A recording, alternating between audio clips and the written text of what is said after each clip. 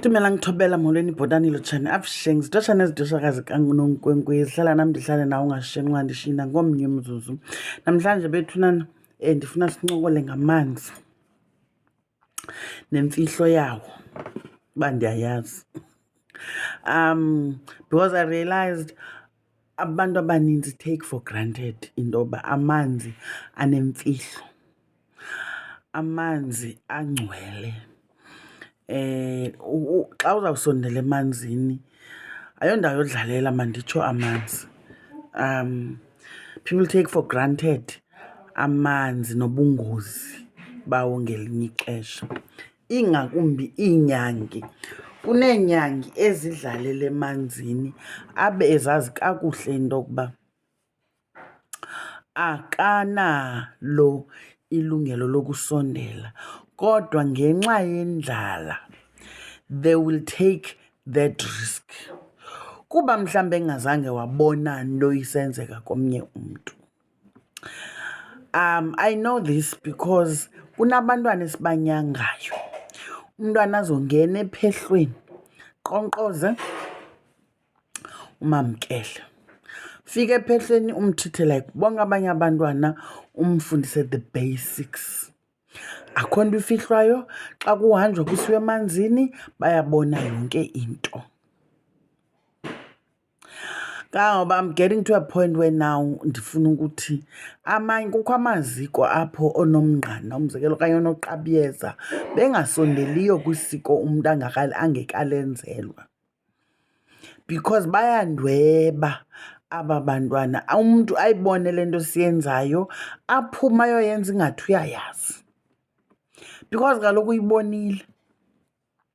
And I'm talking from experience. Le nto ndiyithethayo mandivale, le nto ndiyithethayo yenzekile apha kum. Ndinabahlekazi mna, umntu abone into yoba ingathi abandelene yalo mama ufuna undinyanga kube ngekho nesenti ekhaya, ndaze ndiyigqibe nini. Aphume umntu enze nje uqhushululwana lochuku simbone sephumile. Tyhini kungapheli nenyanga nankuya umntu kuTikTok. TikTok sele enyanga unezambatho uphelele. Uyeva? Ndinomfana mna andizubabiza ngamagama. Omnye waphuma apho uyafunda isikolo ngapha eRhawutini, wabuyela esikolweni. Uyeva? Wenza nje uchuku, kwafuneke kuxatyenwe waphuma umntu. Next thing usesikolweni, hayibo, ndithi mna uyaxhoma, uxhomela abanye abantwana. Wenza imixhomo, wenza amaladi esikolweni. Obviously uzawuphuma ke nabo bantu ke abanyangayo kuyiwe emlanjeni emzini omkhulu, uyeva, ezizibeni ayoxoxa. Okanye uyayazi uba abazukwazi into aba balapha eRhawutini kanje kuye emfuleni amanzi nje abaleka ayahambayo, fika athethe phaa, athethe aphose imali. Uyayiva ke ngoku aphure ezo nkukhu zakho athi zidinga udibana namanzi. Banee-tricks abantwana ndikuxelele mna. Abuya enza axhome umxhomo because umfundisile ukuthandaza, umfundisile ukuxoxa.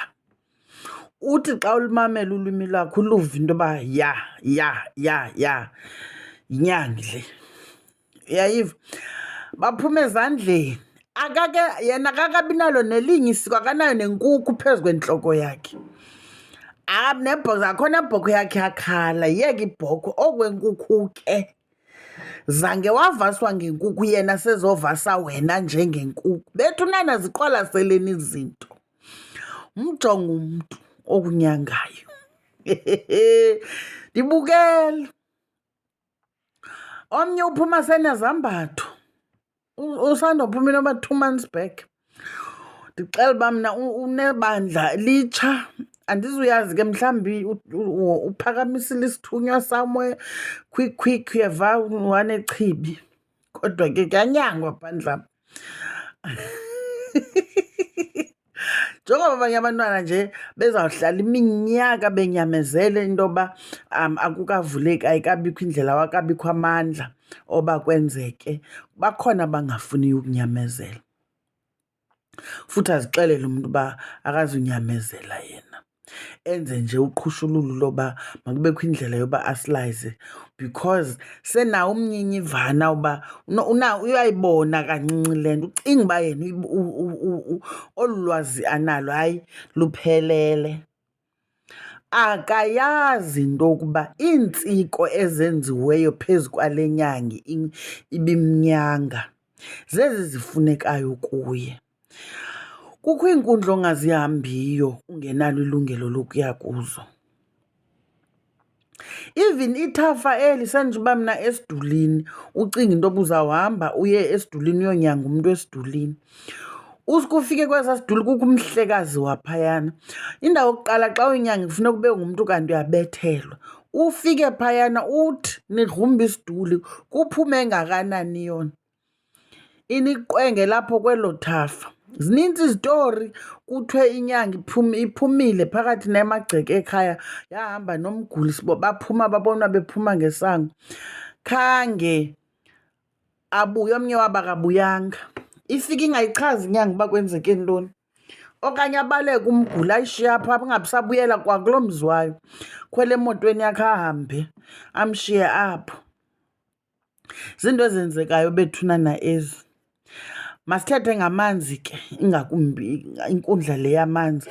Iyasikozelwa laa nkundla bethuna, ayonkundla nje nabani na onoveske nje kuba ethanda umsebenzi, thanda ubukela okanye uyathonga shem, ngelinye ixesha lithongo, uyazibona izambatho ethongweni, unikiwe ithusi ethongweni, yonke loo nto leyo uyayiva. But khange azisikozele, alikafiki ixesha loba nyhani makanyange ke ngoku.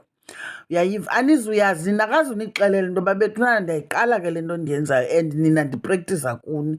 Akazutsho. Akazutsho. Uqhweshile ephehlweni apho ebezawuthi ke akwazi uprektisa khona, because iphehla lokhu yindawo yoprektisa, uyi-artisan xa usephehlweni, you are an apprentice under i-tutorship, uyeva, yegqirha, under i-tutology yegqirha lakho, uyayiva ke ngoku. But they don't want to wait, uyayiva ke ngoku.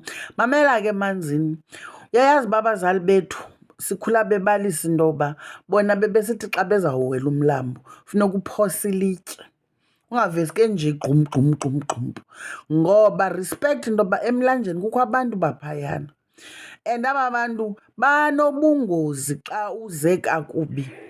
Umzekelo, thina amagqirha xa sisondela, funeka wenze isayini uchaze into yoba naba bantu bazimele abantu bomlambo, kubone balungise ukuhlala naba bantu basemhlabeni besiza. Uyayiva, bethi impembe or something, naba bantu siyankqonkqoza, awuvezi ukuthi gqi nje gqagqagqagqa ube sosima phezu komlambo uzithembe ngoxoxa wena.